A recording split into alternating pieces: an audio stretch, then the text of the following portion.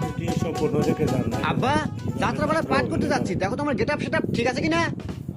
Get up তো ঠিকই আছে বাবা, তা কি পাঠ করবি? আমি তো রাজার পাঠ করবো বাবা, আমাকে কিছু ডায়লগ শিখে দাও। ডায়লগ শিখবি বাবা? আচ্ছা ঠিক আছে, আমি যা যা কই তুই তাই তাই কর। আচ্ছা বাবা। বাড়ির যেদিকে তাকাই চারদিকে শুধু ঘোর অন্ধকার দেখি। বাড়ির যেদিকে তাকাই চারদিকে শুধু গুড় গন্ধ দেখি। সি সি বাবা, এগুলা কি করছ তুই? সে সে বাবা না কি কইস তুই?